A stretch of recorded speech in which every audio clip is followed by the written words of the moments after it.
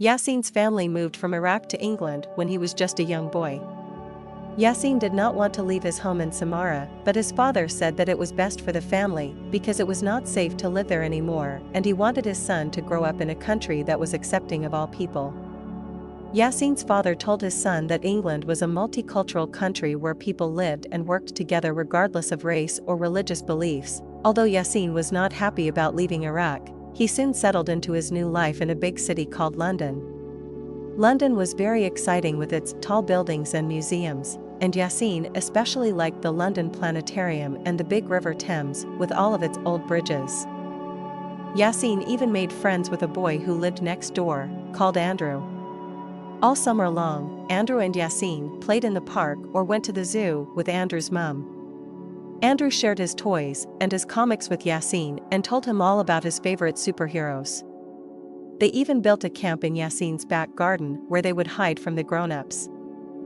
The summer was a fun time and young Yasin soon felt quite at home in London, even though it was a very big city and not nearly as sunny and hot as it was in Samarra. His English got better and better, especially with help from Andrew, although there were a lot of words that Yasin did not understand and he often felt silly because he couldn't speak as well as he would like. When September finally came around and the leaves began to fall from the trees, Yasin's father explained that it was time for his son to go to school. Yasin was 7 years old, so he would be going to year 3 of the local primary school, the same year as his friend Andrew, although Yasin was very nervous about going to school.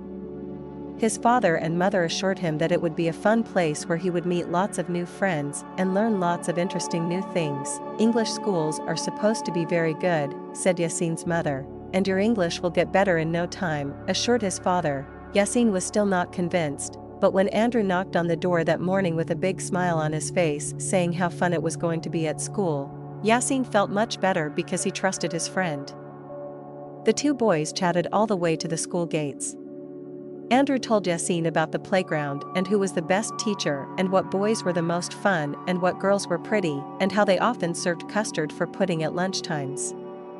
Yasin did not know what custard was, but Andrew looked very excited about it, so Yasin thought it must taste very good. But when the boys got to their class, things did not go how Yasin imagined they would.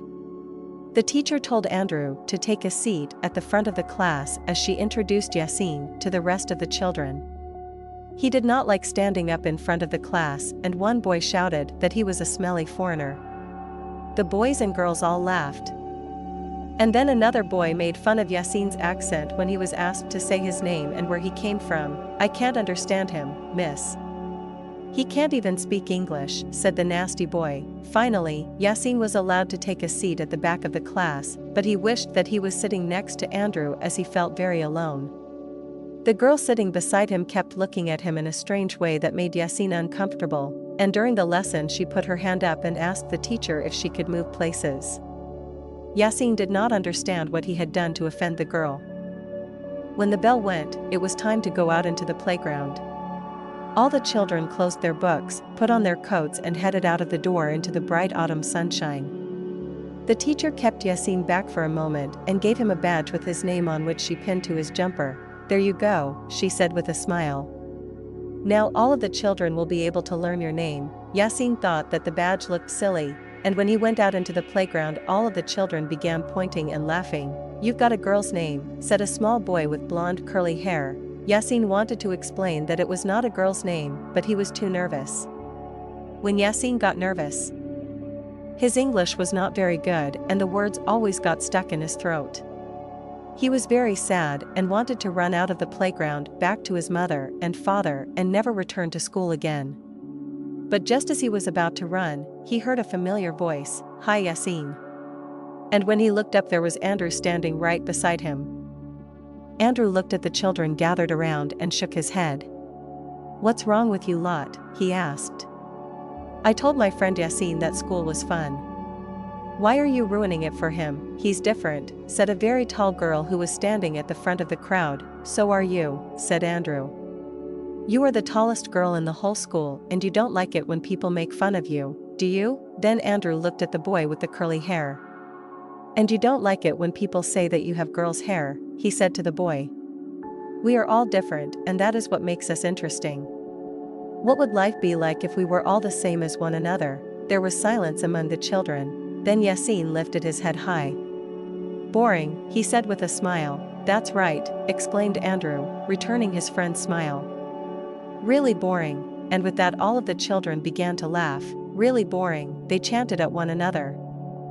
Andrew went on to explain how he had spent the summer with Yasin, how they had built a camp together and played in the park, and how Yasin preferred Batman to Superman, and how he really was different because he didn't even like hot dogs. The children all laughed some more, and soon everybody was talking about all the things that made them different from one another. Peter Jenkins even lifted up his jumper and showed everybody a big purple birthmark on the front of his belly. Now that's what I call different, he said triumphantly. I bet none of you have a big birthmark like mine. When break time was over, Andrew put his hand up in class and suggested to the teacher that they should spend the lesson talking about how great it was that everybody was so different from everybody else, and how people came to England from all over the world to begin a new life just like his friend Yasin. The teacher agreed that it was important to be an individual, and she also said how wonderful it was that the whole of Britain was such a multicultural island. Yasin wrote these 2 words down in his book and promised himself that he would learn them both and remember them always. He also wrote the word friend in his book. He already knew what that meant, but he just wanted to write it down because he felt so lucky to have a good friend like Andrew who stood up for people and did not judge them just because they were different.